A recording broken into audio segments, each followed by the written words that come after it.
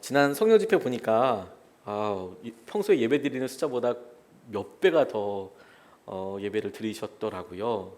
끝나고 난 다음에 조회수를 예배 실황 조회수를 보니까 아주 많은 분들이 함께 예배하셨다는 것을 알고 너무 감사했습니다. 더 많이 우리가 서로 함께하게 된 것 같아서 감사하기도 하고 이 일을 통해서 선하신 길로 인도하게 될 것도 믿습니다. 오늘 교회 사랑 기도의 날, 그래서 우리 함께 기도하는데 저는 얼마나 마음에 부담이 됐는지 몰라요. 1년에 한 번씩 저희가 교회에 나아가야 될 방향과 우리 교회의 여러 실제적이고 구체적인 기도 제목을 놓고 기도하는데 이 일이 준비하는 사람에게 있어서도 주님을 바라보게 하는 일이 되겠고, 기도하면서 성도님들에게 이런 간절함이 함께 나누어지기를 기도하는데, 그렇기 때문에 두렵고 떨리고 항상 기도하게 되는 것 같습니다. 근데 더군다나 이번 올해에는 그렇게 드리는 날이 또 인터넷으로 예배 드리는 천주일 예배가 되어서 이거 어떻게 하냐, 그래서 정말 긴장도 많이 하고 고민도 많이 하고 기도도 많이 하게 되었습니다. 전세는 2년마다 한 번씩 갱신하게 되지 않습니까? 그럴 때마다 성도님들 뵈니까 간절하게 기도하게 되시더라고요. 어디로 가야 할지, 또 주인이 어떻게 이야기할지 가지고 기도하게 되는데, 교회는 여러 형편상 1년 단위로 그렇게 기도를 하게 됩니다. 그래서 이 기도하는 것을 통해서 우리가 어떤 것을 향해 가고 있는지, 본질적인 것인지, 어떤 욕심을 갖고 있는지, 그건 어떻게 내려놓아야 하는지, 이런 구체적인 질문들을 하게 하신다고 싶어서 너무너무 감사하다고 싶어요. 제가 오늘 이 본문 말씀을 정한 이유가 있습니다.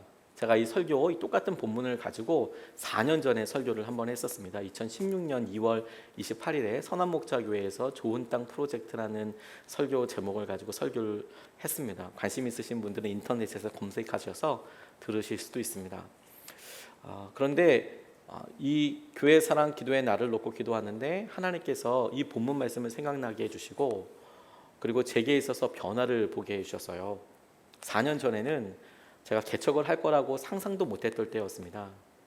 그 이후가 훨씬 지나고 난 다음에 개척 준비를 하게 되고 교회에서 과정들을 겪게 되었고, 2016년 2월 달만 해도 개척이나 이런 생각은 전혀 하고 있지 못했던 때였을 때 제가 이 말씀을 붙잡고 전했던 것과, 그런데 막상 지나고 나니까 이 4년 동안 주님께서 제게 하신 일들이 너무 놀라운 거예요. 좋은 땅이었던 데가 밭이 되었다는 것이, 경작을 하고 뭔가 얼기설기 사람 손이 가면 땅이 밭 되는 거 아니겠습니까? 그 4년 동안 주님께서 제 마음을 참 많이 만지셨더라고요. 그래서 좋은 밭 만들고 주님께 계시더라. 주님께서 우리 안에 계속 그렇게 계시더라. 그것에 집중하게 되었고, 여러분들과 그런 마음을 함께 좀 나누고 싶습니다. 우리 실생활에서 우리가 가장 많은 영향력을 받는 것은 어떤 제목들이라고 여러분 생각하세요? 우리가 하나님을 뺀다면, 주님을 뺀다면 대략 3개 분야가 아닐까 싶습니다. 우리에게 가장 많은 영향력을 끼치는 것이, 첫 번째가 건강 아닐까 싶어요. 건강. 우리의 몸이 아프면 당장 우리의 모든 기도와 우리의 모든 관심들이 우리의 아픈 몸과 당장 우리의 상태에 가게 되는 것이 자연스럽지 않습니까? 우리 몸이 아프다고 하면 다른 사람에게 의지도 하고 싶어지고 여러 많은 영역들에 영향력을 이렇게 갖게 됩니다. 서로 받게 되죠.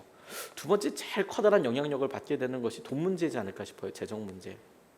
재정 때문에 얼마나 많이 힘들어지고 자존심의 바닥을 경험하기도 하고, 어떤 분 같은 경우에는 이 한계를 조금만 넘어서면 편안해지고 살 수 있을 것 같은데, 그런데 그게 넘지 않아서 힘들고 어려우신 분들도 많이 있으시잖아요.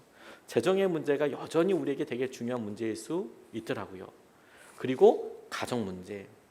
우리 자녀들, 배우자, 부모님, 가깝게는 형제 자매, 그리고 회사에서나 여러 사람들의 관계, 이런 통칭하였던 이런 관계의 문제, 가정의 문제가 우리에게 아주 지난하면서도 오래되면서 쉽게 떨쳐지지 않고 우리를 끊임없이 다루고 만져가는 그런 일이 아닌가 싶어요. 이 3가지 주제가 아주 우리에게 밀접하게 있어서 우리의 성품이나 환경이나 상황들을 바꿔가고 만져가는 것 같습니다. 몸이 아프신 분 보니까 정말 많은 다루심을 받으세요. 자기의 모든 생각들이 아프시니까 거기에 가 있는 거죠. 그래서 내 믿음 생활 가운데 이것만 좀 나아지면 좋겠다라고 이야기를 하세요. 저는 그 마음 너무 이해가 갑니다. 재정도 마찬가지고요. 제가 이런 말씀을 이야기할 때 제게 그 물꼬를 열어주신 분이 있어요. 이 말씀을 놓고 기도했을 2016년 당시에 제가 어떤 분을 신방하게 됐습니다.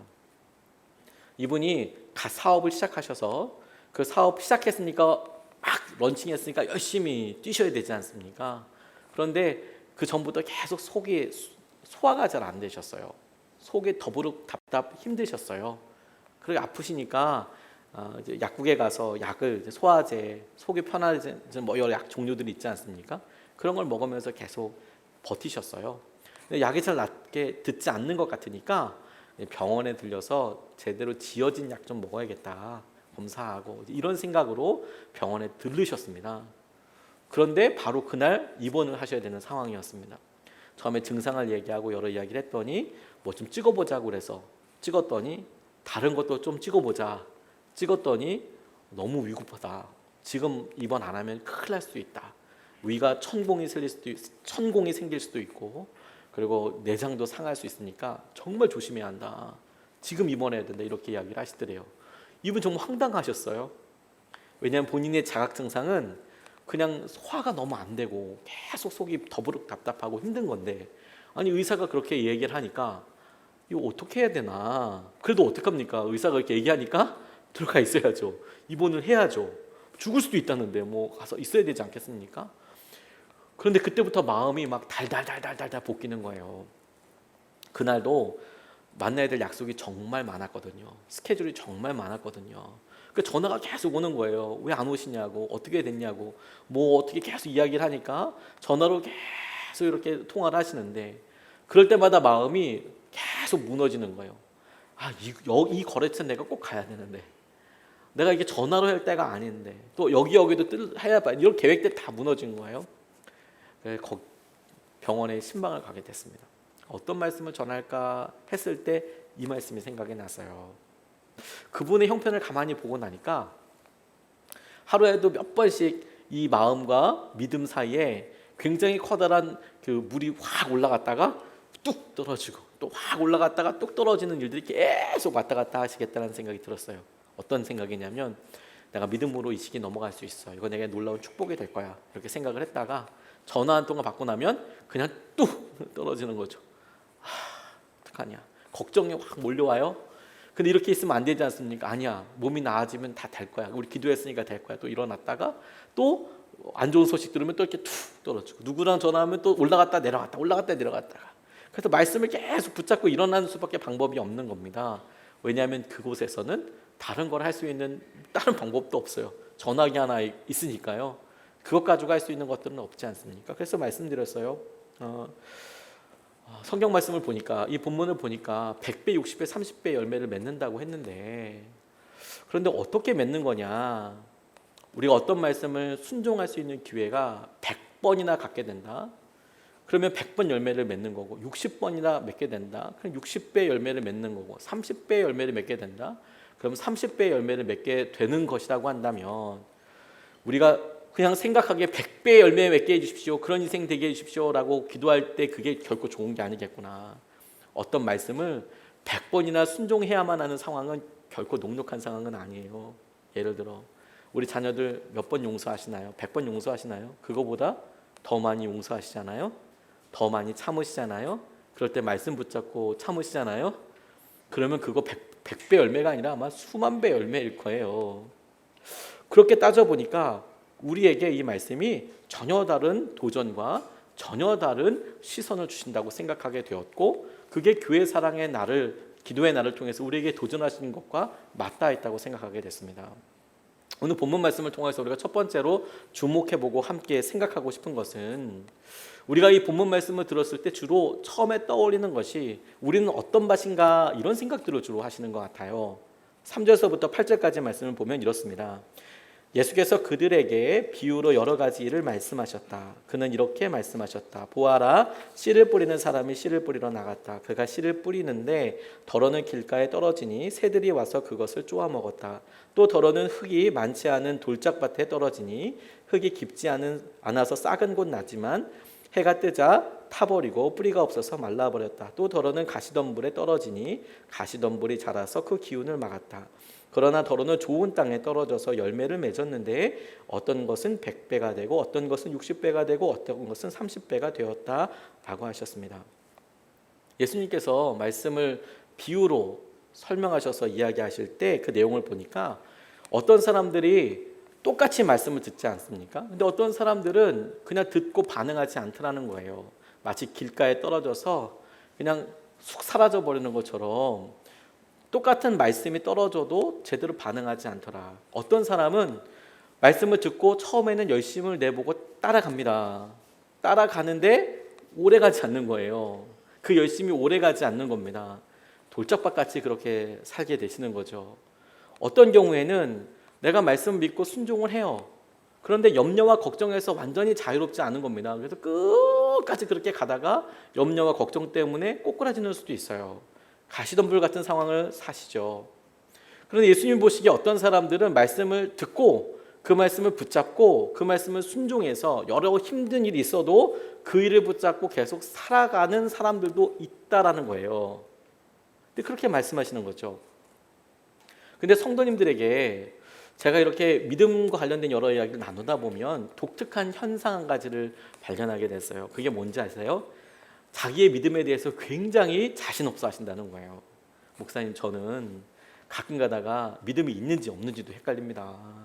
내가 이걸 믿고 있는지 어떤 건지, 어떤 때는 구원도 헷갈릴 때도 있어요. 이렇게 이야기하시는 분들도 계세요. 자신 없으신 분들이 의외로 되게 많으세요. 염려와 걱정도 현실이거든요. 말씀을 믿는데 염려와 걱정도 현실이에요. 여전히 어렵습니다. 이렇게 말씀하시는 분들도 계시고요. 또 금방 열정으로 잡아요. 그런데 목사님, 저는 오래 못 가는 것 같아요. 오래 못 가요. 그게 또 자기의 믿음이 없다라고 탓하실 때 이야기하시는 것 같기도 해요. 그리고 심지어 어떤 분들은 저 요즘 하나님과 좀 냉담기인 것 같습니다. 주님과 좀 냉담합니다. 나 무슨 말 하는지 잘 모르겠고 사실 좀 어렵습니다. 이런 이야기를 나중에는 해주신 분들이 계세요. 좀 돌아오실 때 내가 좀 냉담했습니다라고. 근데 실제로 그런 냉담기를 겪으셨던 거죠. 길가밭 같이 사셨던 분들도 계시거든요. 근데 이런 밭을 들어서 우리에게 설명하실 이유가 있지 않으실까? 그리고 그것이 이 본문 말씀을 통해서 우리에게 주목하게 하시는 내용과 관련이 있다고 생각을 하게 됐어요. 오늘 주님께서 비유를 틀어서 말씀하시지만 말씀을 씨앗이라고 이야기하시는 거거든요. 말씀을 예수님께서 하세요. 그러면 씨를 뿌리는 사람은 주님이 되겠죠. 그렇게 뿌리시는데 그 뿌리시는 씨앗을 받고 우리의 마음밭에 떨어지는데 어떤 사람은 그냥 좀 가다가 폭삭이고 어떤 사람은 반응도 안 하고 어떤 사람은 염려 걱정이 있고 어떤 사람은 열매까지 맺게 되는데 수십 번을 그렇게 맺게 되더라. 이런 이야기를 하실 때 정말 중요한 것은 만약에 저라면 저는 좋은 땅에만 뿌리고 싶을 것 같아요. 근데 주님은 그렇게 이야기하지 않고 물론 예전에 고대에 씨앗을 뿌리던 것처럼 이렇게 흩어 뿌리기를 하는 것이긴 하지만 그럼에도 불구하고 좋은 땅에만 뿌리지 않고 모든 곳에 다 뿌리고 계시더라라는 거죠. 씨를 뿌리시는 분이 하나 주님이시다. 근데 이 사실 자체가 우리에게 주는 귀한 의미가 있어요. 우리가 우리 자신을 생각하는 나는 어떤 밭이야 보다도 주님께서는 신실하게 씨앗을 뿌리시는 분이시여. 심지어 내가 돌짝밭이어도. 그리고 그 말씀이 우리에게 떨어졌을 때 그 말씀이 사람들마다 각각 열매 맺는 시기도 다르고 방법도 달라서 우리에게 얼마만큼의 열매가 걷게 되는지는 주님만 아시는 경우들이 많이 있으신 거예요. 그러니 우리 마음이 난 지금 이래 판단하는 수준이 아니라 씨앗을 뿌리시는 주님을 그 신실하심을 바라보게 되는 데까지 나아가야겠다 싶어요. 오래전에 스웨덴 스톡홀름에서 필라델피아 교회에서 두 쌍의 부부를 아프리카에 있는 콩고의 선교사로 파송했습니다. 데이비드 플러드 부부, 데이비드 플러드, 스베아 플러드 부부, 조엘 에릭슨, 버서 에릭슨 부부가 정글로 들어가서 그곳에서 생활을 했습니다. 원주민들 사는 그 동네에 선교 본부를 만들었고 그리고 주위 사람들을 전도하려고 했는데 아무런 씨앗이 없었어요. 언어 배우기도 힘든 상황이 되는 거죠. 그래도 복음을 전해보려고 노력했는데 이 4명의 선교사들이 첫 해 동안 단 한 명의 회심자도 얻지 못했습니다. 다만 매일같이 이 플러드 가정에 데이비드 플러드, 스비아 플러드 선교사님이 계신 그곳에 5살 먹은 남자아이가 신선한 달걀을 배달해 줬대요. 달걀 낳은 걸 갖다 주면 그걸 이제 먹고 있는 그 원주민 소년에게 예수님을 전했답니다. 스비아 플러드 선교사님이. 근데 안타깝게도 콩고에 도착하지 않아서 이 스비아 선교사님이 얼마 되지 않아서 임신을 했는데 아이를 출산하고 나서 아이나 딸을 얻었다는 것을 알게 되고 나서 17일 후에 돌아가셨대요. 출산하고 17일 후에. 의료시설이 제대로 있는 것은 아니니까요. 너무 안타깝죠. 그런데 그렇게 딸을 얻었지만 기쁨에도 불구하고 사랑하는 아내가 먼저 떠나간 것을 놓고 이 데이비드 플러드 선교사님이 너무 마음에 낙심이 됐답니다. 근데 정글을 나가야 되는데 어린 딸을 데리고 나갈 수는 없어서 생후 17일 있는 이 아이를 이 남자 혼자서 스웨덴까지 데려갈 수는 없어서 거기서 함께 사역했던 에릭슨 부부에게 맡겨두고 그리고 자기는 혼자서 나오게 됐답니다. 아이가 아장아장 걸을 때까지 에릭슨 부부가 잘 키웠대요. 그런데 너무 안타깝게도 사흘 간격으로 독사를 당해서 죽임을 당했습니다. 이 부부가 선교지에서 차례대로.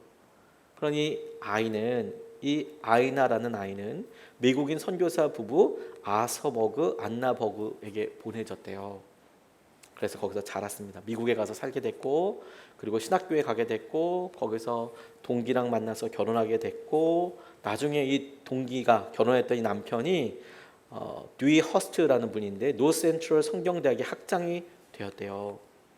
근데 이 대학 측에서요, 이 결혼 25주년을 맞춰서 이 학장님에게 스웨덴으로 갈 수 있는 특별한 여행 티켓을 줬대요. 이 아내 때문에. 상황을 잘 알고 있으니까 아버지를 한번 찾아보시라고.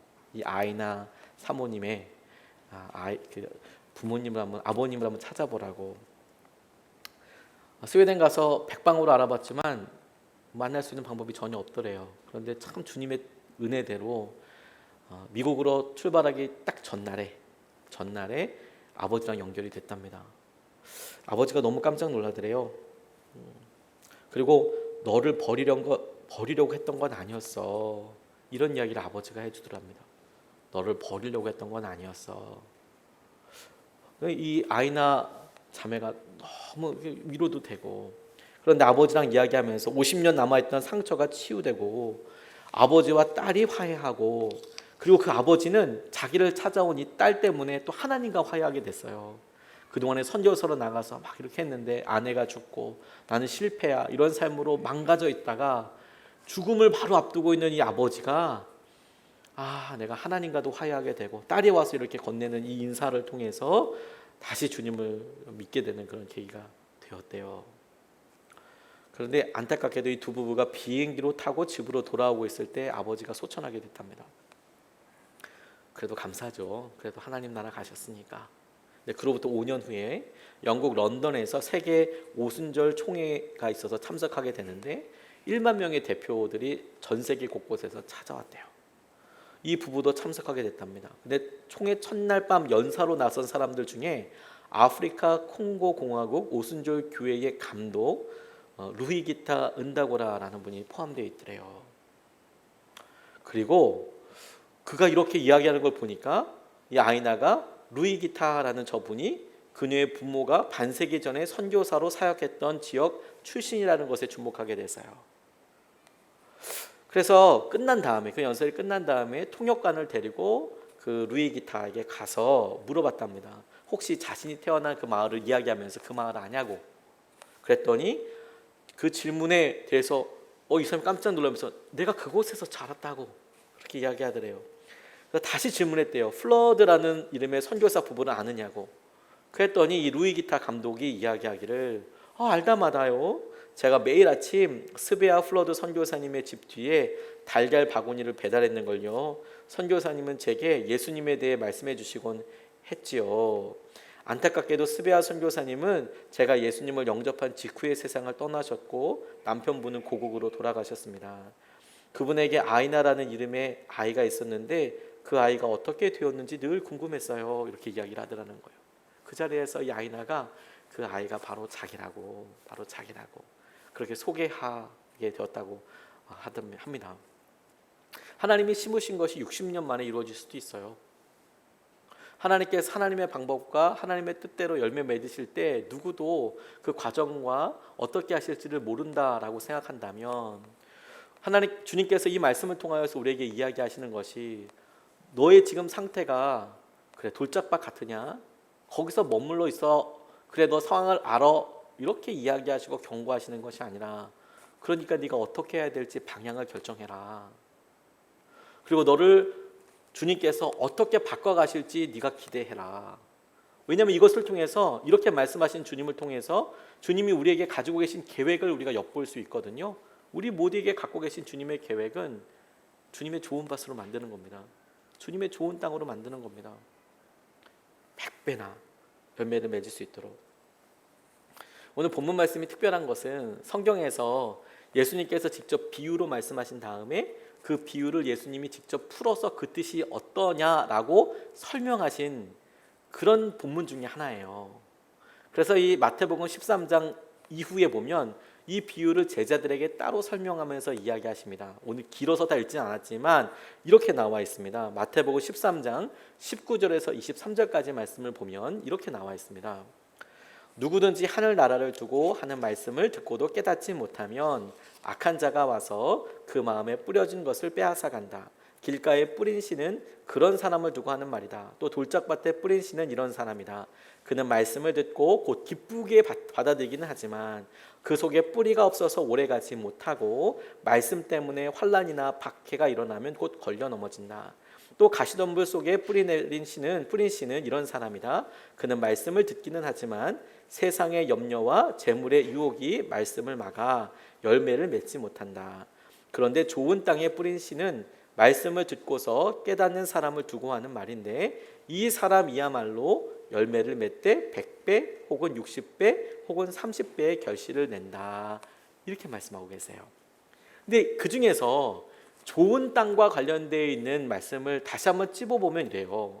오늘 본문 8절 말씀에 좋은 땅을 뭐라고 이야기했냐면, 그러나 더러는 좋은 땅에 떨어져서 열매를 맺었는데 어떤 것은 100배가 되고 어떤 것은 60배가 되고 어떤 것은 30배가 되었다. 이렇게 말씀하잖아요. 그 좋은 땅의 특색이 100배, 60배, 30배가 되었다. 그래서 우리가 얼마나 많이 맺어야 하느냐에 주목하기 쉽지만, 이 좋은 땅을 예수님이 직접 풀어서 설명하실 때는 이렇게 이야기하셨어요.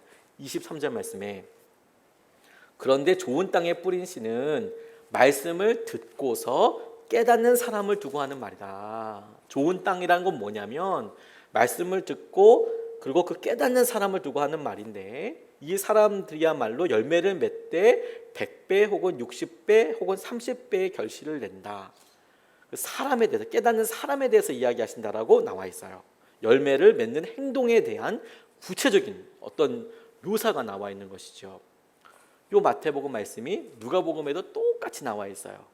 누가복음 말씀에 똑같이 해석하고 있는 말씀 부분이 있습니다. 누가복음 8장 15절 말씀에 예수님이 똑같이 이렇게 설명하셨어요.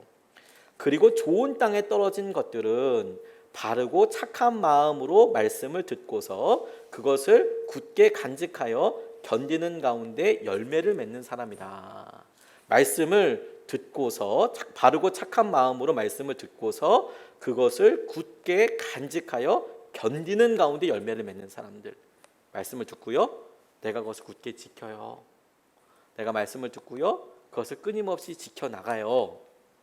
그 의미가 그냥 내가 하나 듣고 그래 내가 이 말씀대로 내가 중심을 잡아야 돼.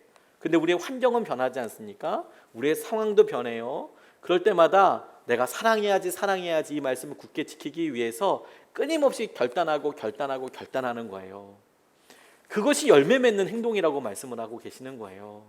그것이 주님께서 말씀하시는 열매 맺는 사람들이다라고 말씀하고 계시는 거죠. 좋은 땅에 있다는 것은 그것을 듣고 깨닫는 사람이고, 좋은 땅이 따로 있는 것이 아니고 말씀을 듣고 순종하는 사람, 말씀을 듣고 그 말씀을 지켜내는 사람, 그 사람이 좋은 땅이다라고 이야기하고 계시는 거예요. 그렇게 따져보면 여러분, 우리가 주님께서 우리를 훈련시키시고 때로는 고난처럼 여겨지고 때로는 어려움처럼 여겨지고 때로는 우리의 삶에 우리 육신의 건강이나 앞서서 우리가 언급했던 재정의 문제나 혹은 가정과 같이 관계의 문제나 이런 것들이 끊임없이 우리에게 떠나지 않고 우리를 계속해서 만들어가고 바꾸어가요. 우리의 자녀들이 우리를 끊임없이 연약하게 만들고 바꾸어가요. 우리의 건강의 문제가 하루에도 끊임없이 주님을 믿고 따라가게 하다가 좌절하기도 하지만 다시 주님만 붙잡게 돼요. 재정의 문제가 우리의 자존심뿐만 아니라 주님을 향한 고백과 주님을 향한 삶을 누리게 해요. 이것이 중요하고 이것이 놀라운 축복이더라고요. 주님을 만들어 가시는, 주님이 우리를 바꿔 가시는 굉장히 중요한 통로이기 때문에 그렇습니다. 지난번에 우리 교회 오셔서 말씀 전해주신 우리 이지선 작가님 다 기억하실 거예요. 온몸에 화상 입으시고 그리고 그분을 통해서 주님께서 참 아름다운 고백을 받으셨죠. 많은 감동과 은혜를 받았습니다. 그런데 그분의 어머님이 계세요. 심정 장로님이라는 분이 간증하신 내용입니다. 2000년 7월 30일에 학교에서 돌아오는 길에 음주운전자와 사고가 났어요. 그래서 이지선 자매님이 그렇게 큰 사고가 났었거든요. 당시에 이 심정 권사님, 그때 당시 권사님이 초등부 부장이셨답니다. 여름 성경학교 준비하고 계셨대요. 집을 며칠 비워야 되니까 집에 엄마가 떠나가니까 며칠 비우게 되니까 음식 같은 거 다 해놓고 가족들이 버틸 수 있도록 그런 준비를 해놓으라고 정말 바쁘셨대요. 근데 밤 12시가 되도록 자녀들이 안 들어오니까 남편 되시는 권사님이 전화해보라고, 빨리 전화해보라고도 이야기하고, 그리고 이분도 전화를 하는데 통화가 안 되는 거예요. 12시가 다 돼서 통화가 됐답니다. 응급실에 있다고. 그래서 가봤더니 너무 깜짝 놀랐답니다. 뭐냐면 응급실에 봤더니 이지선 자매님이 머리와 시트가 피범벅이고 몸과 얼굴이 다 까맣게 탔고 냄새도, 화상이니까 냄새도 너무너무 많이 나는 거예요. 그러니까 이거 뭐 참혹한 모습을 가지고 있는데 병원에서는 전혀 가망이 없으니까 해줄 수 있는 게 없다, 그렇게 얘기를 하더래요. 처음에 가니까 해줄 수 있는 게 없다, 병원에서는 어렵다, 가망이 없다. 그런데 이 남편 되시는 권사님이 마지막 치료라도 좋으니까 뭐라도 좀 해달라, 제발 뭐라도 좀 해라, 그렇게 부탁을 했대요. 그러니까 그렇게 간절히 부탁하니까 가망이 없지만 알았다고 그래서 치료를 들어갔습니다. 근데 하나님이 함께 해주심으로 한 주 만에, 일주일 만에 살 수 없는 환자에서 살 수 있는 환자로 분류가 다시 아무것도 해줄 수 없다 해서 한 주 만에 가망이 그래도 있나 보다, 그렇다고 해서 썩 아주 좋은 건 아니지만 그래도 가망이 있겠다, 치료하면. 그렇게 됐답니다. 사고 소식을 듣고 새벽 예배 때 담임 목사님에게 찾아왔는데 할 말을 못 하시더래요. 아무 말 못 하시더래요. 그리고 딱 한마디 하시더랍니다. 권사님, 이때를 위한 믿음입니다. 이러고 그냥 가시더래요. 이때를 위한 믿음입니다. 참, 이때를 위한 믿음이라고 이분이 계속 그걸 붙잡으셨대요. 그 이때를 위한 믿음이다, 이때를 위한 믿음이다, 이 권사님이. 병간호를 시작했대요. 이 말씀 붙잡고 중환자실에 딱 들어가니까 온통 미라같이 붕대를 칭칭 감고 있는데 뭐 산소 호흡기 끼고 옆구리에 폐에 참 물 빼려고 이거 호스 꼽혀 있고 막 말할 수 없더래요. 참혹하더랍니다. 하루에 3번 면회 시간에 딸에게 밥을 먹이고 약을 먹이고 믿음을 선포하는데, 그런데 이지선 자매는 끊임없이 이 권사님 눈을 쳐다보는 거예요. 엄마의 눈을, 자신의 상황을 엄마의 눈빛을 통해서 보는 거죠. 얼마나 간절한지 그 눈빛이. 내가 지금 살 수 있는 건가 아닌 건가, 엄마의 눈을 보고 어떤가 제가 이제 생각하는 거예요. 그러니까 이분은 아무렇지도 않게 바깥에 있었던 뭐 재밌는 일 이런 거 막 얘기하기도 하고 별일 아니라는 듯이 태연하게 막 이야기하고 눈빛 하나 흔들리지 않고 이 중환자실에 아침, 점심, 저녁으로 들어간 이 3번의 면회 시간을 들어갈 때마다 꿋꿋하게 나와서 들어갔다가 중환자실 밖으로 나와서는 주저앉아 버리는 거예요. 이때를 위한 믿음이다, 이때를 위한 믿음이다. 다리가 떨려서 서 있을 수가 없었대요. 거기 한번 딸 보고 나오면 서 있을 수가 없었대요. 하지만 꿋꿋하게 가서 아니야, 괜찮아. 면회 시간에 이지선 자매가 엄마 오늘은 당이 높대, 아니면 혈압이 많이 떨어졌대, 막 이런 이야기를 하면 아마도 간호사 선생님이랑 의사 선생님들 돌아다니면 회진할 때 이렇다라고 이야기하잖아요. 그러니까 그 얘기를 들었다가 엄마한테 그대로 이야기해 주잖아요. 그러면서 눈을 쳐다보는 거예요. 권사님의 눈을, 엄마의 눈을 쳐다보는 거예요. 그러면 권사님이 아무렇지도 않다는 듯이 주사 많이 맞으면 일정하지 않고 수시로 그렇게 올라가고 내려가기도 한데 이렇게 막 이야기하면서 씩씩하게 이야기를 했대요. 하지만 의사 선생님한테 들은 이야기는 아니고 그냥 그렇게 이야기한 거래요. 그냥. 그 대수롭지 않게 그렇게 툭 이야기하면 이 지선자매도 불안이 이게 싹 사라지는 거예요. 엄마가 그렇게 이야기하고 나면 별거 아닌 거구나. 근데 이런 상황에 어려움이 있다고 해도 하나님이 이 땅의 어머니들에게 은혜를 주신 거라고 생각을 하셨다고 이 권 장로님이 이야기하시더라고요. 이때를 위한 믿음이라고. 이때를 위한 믿음이라고. 새벽마다 이렇게 기도하는데 성도님들이 기도도 해주시고 그렇게 나가는데요. 2달 동안 중환자실 마치고 올라오는데 뭐 말할 수가 없더래요. 계속 화상 환자는 수십 번 수술 다시 해야 하거든요. 수십 번을 다시 해야 합니다. 다시 찍고 다시 붙이고 생살 잘라가지고 다시 붙이고 그런데 이것이 다시 땡겨져요. 그러니까 이제 눈을 못 감고 막 그렇게 되는 거예요. 막 흐물흐물 이렇게 되고요. 아무렇지도 않다는 듯이 생활한다는 게 엄마로서 너무 힘들었대요. 근데 이 딸이 엄마 눈만 보는 걸요. 내가 지금 괜찮은지 어떤지. 낮에는 병실에 있고 밤에는 교회 가서 울면서 기도하셨대요. 간절히 기도하셨대요. 어떻게 하면 좋겠냐고. 그러면서 주님 앞에 주님 나는 구할 자격도 없지만 상에서 떨어지는 부스러기를 개에게 주듯이 나에게 상에서 떨어지는 부스러기 은혜라도 좀 부어달라고 그렇게 기도하셨대요.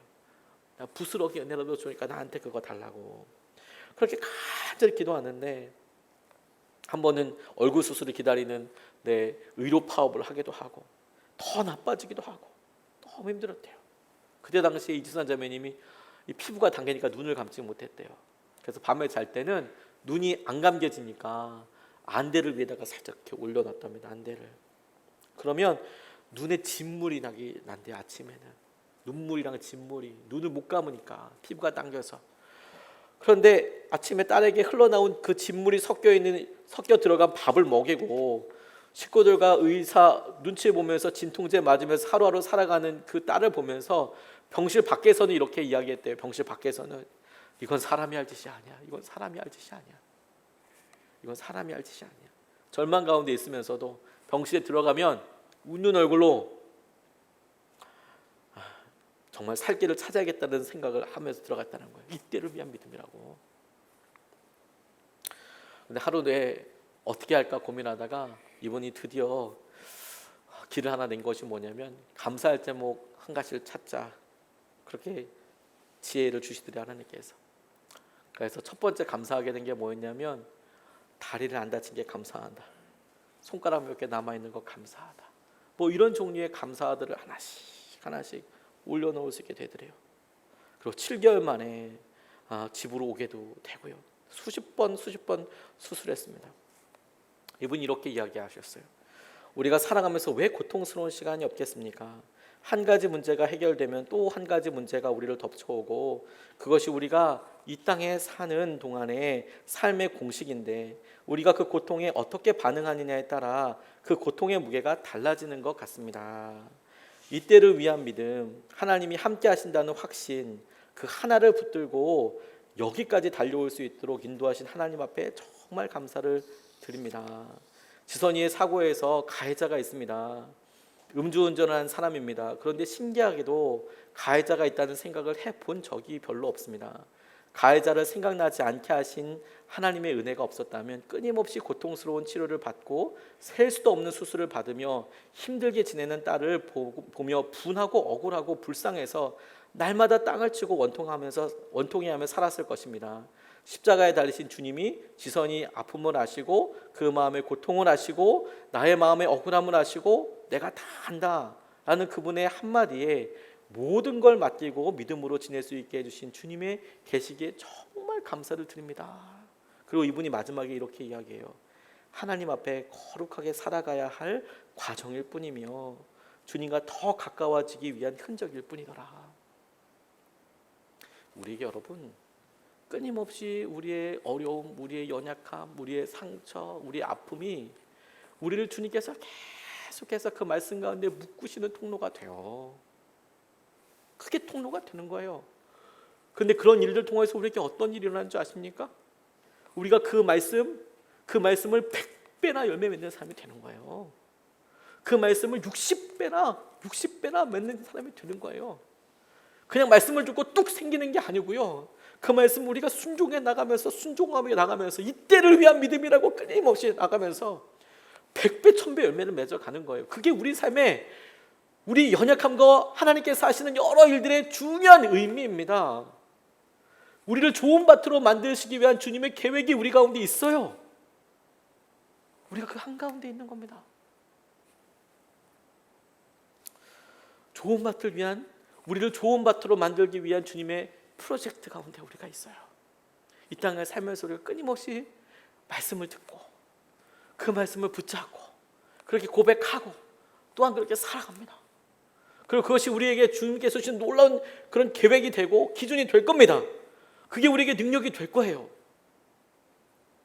우리 각 성도님들이 중요한 여러 일들로 기도합니다.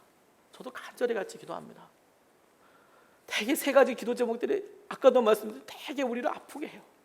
하나가 정말 건강 때문에 너무 힘들어하세요. 왜 저분에게 저게 안 되나, 너무 아픈 마음으로 같이 기도해요. 제가 앞에서 같이 환우들을 기도할 때도 저희 교회 성도님들 중에서 아프신 분들 다 이야기하는 게 아닙니다. 제게 목사님 이거 오픈해서 기도해 주세요 라고 하시는 분들만 기도해요. 아프신 분들이 계세요. 저는 알고 있습니다. 다만 그분들이 왜 그렇게 목사님만 알고 계시고 기도해 주세요 라고 이야기할 때 왜 그렇게 이야기하시는지도 알아요. 그 마음의 아픔을 같이 공감해요. 그래서 혼자서만 기도하는 분들도 여러 계세요. 재정을 놓고 기도할 때도 그렇게 아파하시는 분들 왜 저게 해결 안 될까? 웃는 게 아니시는 분들이 많이 있으세요. 왜 저게 안 될까? 저분에게 저게 해결되면 진짜 좋을 텐데. 어떤 분들은 왜 부부 문제가 저렇게 될까? 왜 자녀가, 저분 가정에서 왜 자녀가 저렇게 어려워? 왜 부모님이 아프실까? 그걸 꼭 간절히 기도하게 하세요. 그런데 여러분, 이런 것들이 각각 혼자서 나 혼자 있는 것 같지만, 근데 교회에도 주님께서 이런 선물을 하나 주셔서 우리에게 각자의 어려움과 각자의 힘든 것들이 주님의 놀라운 원 안에서, 주님의 놀라운 음악 안에서 같이 공감할 수 있는, 하나님이 우리 모두를 다루시고 모두를 만져가시는 놀라운 도전도 있더라고요. 우리가 주님께서 주시는 은혜들이 있더라고요. 지난 2주 동안 저희가 교회 산하 기도회 나를 위한 단상 기도회로 모였습니다. 오늘 그걸 놓고 작정도 하려고 합니다. 우리가 그것을 놓고 기도로 준비하신 간증자 2분을 소개해 드리려고 합니다. 우리 이정현 집사님, 양혜정 집사님 나오셔서 간증해 주시겠습니다.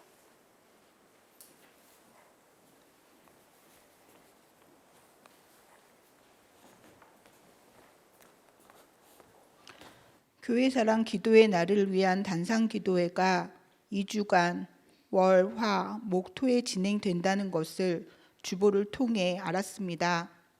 단상 기도회이니 당연히 단상에서 기도하는 것이겠구나 하고 생각했습니다.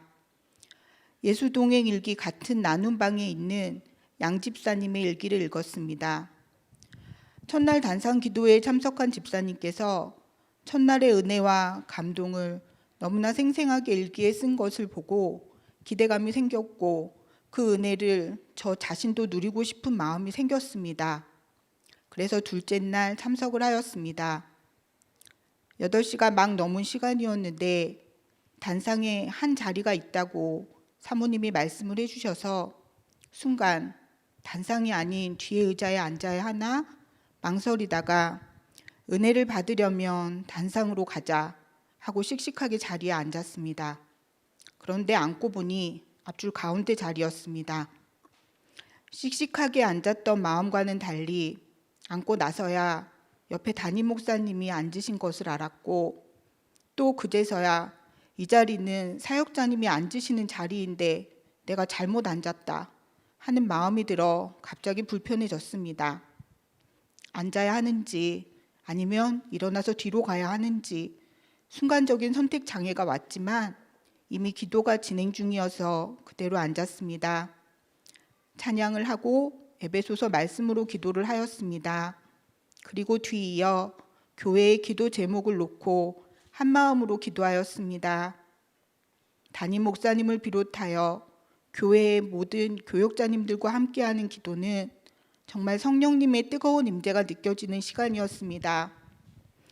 지금까지 큰 교회만 출석했던 저에게, 그래서 장로님들만 아실 것 같은 교회의 여러 상황들을 우리 성도들에게 솔직하게 나눠주시는 목사님을 뵈며 감사한 마음이 들었습니다.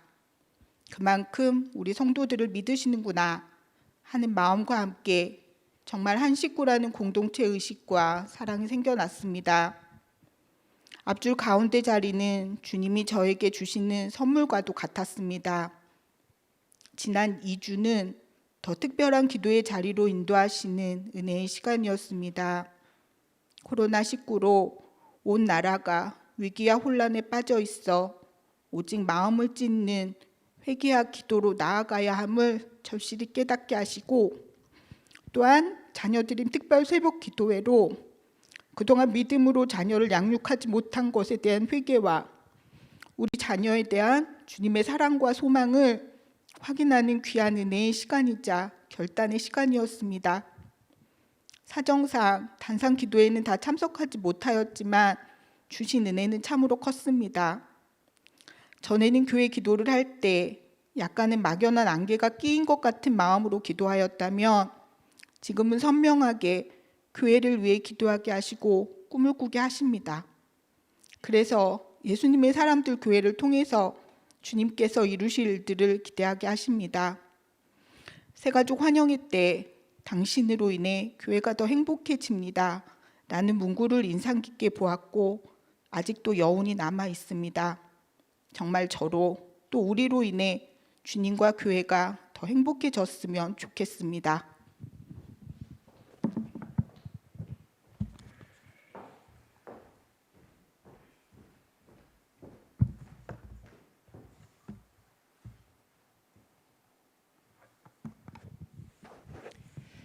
주님을 만나고 삶의 기준이 달라진 저는 신앙생활을 하면서 주님과 가까이 하면 할수록 주님이 살아계시는 순간과 역사하시는 순간들이 매일 제 삶의 여기저기에서 느끼게 되는 횟수가 많아졌고, 주님을 모르고 살던 세월이 훨씬 많았던 제게는 이러한 사실이 매우 확실히 느껴진과 동시에 너무 신기하면서 황홀할 정도의 기쁨으로 다가왔습니다. 주님이 제 안의 중심이 되시니 주님께 모든 주파수가 향하게 되고, 그러다 보니 제 삶이 온전히 주님과 동행하는 삶을 소망하게 되면서 성경 읽기와 기도가 제 하루 일과에 자리 잡게 되기를 간절히 바라게 되었습니다. 하지만 부끄럽게도 이 일은 쉽게 이루어지지가 않았습니다. 낯설고 어렵기만 했던 성경이 점점 읽어지고 싶고, 여전히 서툴지만 5분도 채 못 넘기던 기도 시간이 1시간을 넘기는 기적과도 같은 일들이 주 안에서 자연스럽게 진행되었지만, 여전히 믿음 안에서의 저는 부족함이 엄청남이 느껴졌습니다. 그러던 중 저는 1년에 한 번 교회에서 치르는 교회 사랑의 날을 위한 단상 기도회가 있다는 광고에 마음이 갔습니다. 단상 기도회가 정확히 무엇을 기도하는 시간이고 어떻게 기도하는 것이며 심지어 어떻게 진행되는지도 전혀 몰랐기에 왠지 저와는 어울릴 것 같지 않는 기도 시간인 것 같은 느낌은 확실히 들었어도, 단 하나 일주일 동안 주님께 기도한다는 사실 자체로 그냥 함께하고 싶었습니다. 나중에서야 2주간 하는 기도회였음을 알게 되었는데, 결국 코로나19 사태로 이 기간을 다 채우지 못했어도 함께 더 기도할 수 있는 일주일이 있다는 사실이 당시에는 얼마나 기뻤는지 모릅니다. 기도회가 시작되기도 전에 눈을 감고 주님을 묵상하며 있는데, 저는 제 안에서 뜨거운 무언가가 올라오는 것이 느껴지더니 뜬금없이 눈물이 왈칵 터져 나왔습니다. 저 스스로도 깜짝 놀랐습니다. 그러더니 기도의 시작과 동시에 성경 말씀에 따라 기도를 같이 해 나가기 시작하는데, 기도는 금방 뜨거워졌고, 기존에는 한 번도 이렇게까지 해보지 못한 기도 제목들인 교회와 국가, 전 세계를 위한 공동체를 위해서 통곡으로 절절히 기도하는 제 자신을 발견하였습니다. 물론 평소에도 믿음이 성장하면서 공동체를 두고 기도를 해오긴 했지만, 그게 저의 일로 느껴지면서 통곡하며 기도한 적은 거의 없었던 것 같습니다. 그러면서 동시에 제 죄가 어찌나 보이던지요. 나와 내 가족만을 위해 눈물로 기도는 많이 해보았지만 단상 기도회에서의 기도는 차원이 달랐습니다. 교회를 비롯한 공동체의 기도 제목을 두고 이렇게 기도할 줄도 몰랐지만 그런 기도 제목들 앞에 생각지도 못한 저의 죄들이 느껴지면서 주님께 너무 죄송해서 가슴이 미어질 정도의 고통이 느껴졌고 엄청난 회개가 동시에 쏟아져 나왔습니다. 주님 믿고 나서 피부로는 가장 와닿지 않았던 예수님의 피로 우리가 용서를 받게 되었다는 부분에서는 얼마나 눈물이 쏟아져 나오던지요. 이러한 상황과 사실만으로도 충분히 놀라웠지만 가장 놀라운 건 이 모든 게 성령의 힘으로 이루어졌다는 것이 느껴졌다는 사실입니다. 분명히 내가 울고 있고 내 입술로 기도들을 쏟아내고 있지만 이는 내 의지가 아닌 그 자리에 계신 성령님이 주관하시고 인도하심이 너무나 와닿았습니다. 정말 성령 충만 그 자체였고 그 은혜를 실감하고 느끼며 기도를 한다는 느낌은 황홀 그 자체였습니다. 회개로 눈물을 흘리면서도 성령님의 임재가 느껴지는 기쁨이 공존하였습니다. 그 느낌이 어찌나 생생하던지 저는 아무것도 하지 않고 뒤에서 누가 떠미는 느낌마저 들었을 정도였습니다. 완전 딴 세상이었고 제 육신은 그저 껍데기일 뿐이었습니다. 저로서는 정말 처음 겪어보는 그런 성령 충만의 기도의 자리이자 주님과의 교제의 시간이라고 고백하고 싶습니다. 연이어 이어지는 기도의 자리에서도 주님은 기존에 혼자 해왔던 기도와는 차원이 다른 성숙된 자세로 저를 기도하게 하셨고 그 기도의 자리에서 놀라운 은혜를 만끽하게 해주셨습니다. 뿐만 아니라 단상 기도회에서 매일 올려드린 기도의 힘은 저의 삶 속에서 그대로 녹아나왔고 일상으로 돌아오면 코로나19로 인해 심란하고 염려 가득한 일상을 염려가 아닌 담대한 믿음으로 평온함을 주셨으며 이 광야의 시기에 더욱더 주님을 바라보게 하셨습니다. 주 안에 있으니 세상의 두려움이 두렵지가 않았습니다. 오히려 죄짓는 우리들의 모습이 더 안타까웠습니다. 나 자신을 위한 기도 차원이 아닌 모두가 하나가 되어 오직 주 예수 그리스도를 위한 단상 기도회의 시간은 성령 충만한 너무도 귀한 은혜의 자리였으며 회개의 자리이자 평생 잊지 못할 그런 시간이었습니다.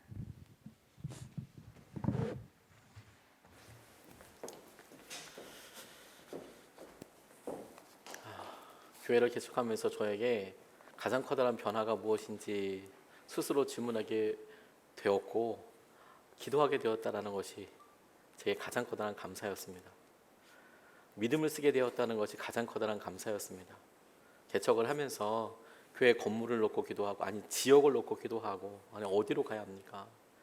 아니 어떻게 해야 합니까? 재정은 어떻게 합니까? 건물을 땅을 사면서 건물을 이렇게 인테리어를 하면서 하나님 이건 어떻게 해야 됩니까? 도대체 어떻게 채워야 되는 겁니까? 그렇게 기도하게 되었는데 제가 옆에서 지켜본 우리 성도님들 삶과 그 기도의 응답들을 보면 주님을 위해서 기도하게 되었던 그 일이 주님께서 행하신 놀라운 은혜들이 개인의 삶과 여러 일에 기도하는 사람으로 변화하게 하더라고요. 믿음을 쓰는 자리로 가게 하여 주시더라고요. 그래서 알았습니다. 우리가 커다란 합창단에서 각각 소리를 내서 나의 고통만, 나의 힘듦만, 내 목소리만 내고 살아가는 것 같지만 주님께서 우리에게 주시는 놀라운 믿음의 공동체의 도전을 통하여서 우리가 어느 순간에 한 목소리를 갖게 되고 그리고 그 한 목소리로 부르는 찬양이 심지어 우리의 고난과 염려와 우리의 삶도 훌쩍 뛰어넘게 되는 힘이 되고 능력이 되는 것이더라는 것을 알게 됐어요. 그게 놀라운 능력 아니겠습니까?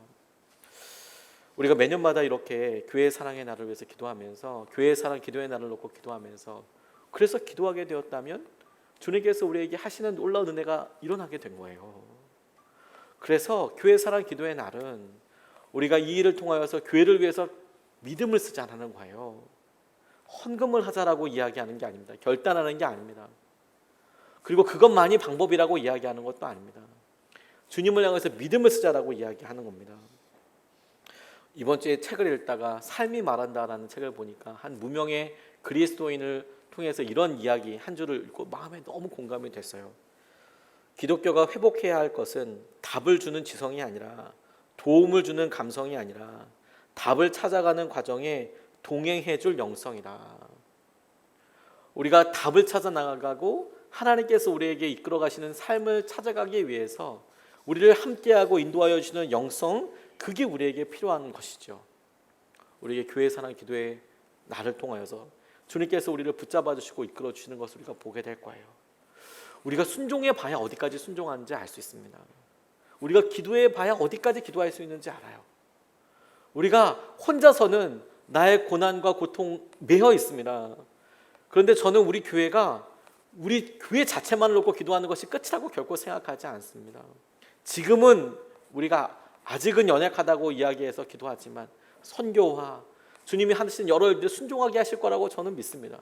같이 기도하고 같이 나아가면 주님께서 하시는 은혜 가운데 어느 순간에 훌쩍 넘어서 있게 될 거예요. 우리가 그것을 보게 될 겁니다.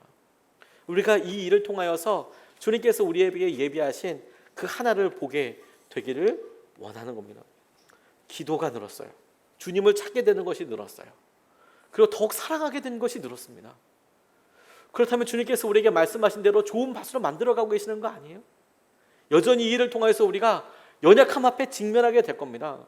우리 성도님들 모두가 지금 인터넷으로 예배드리고 계신 많은 분들이 각각 직면하는 문제들이 다 다를 겁니다.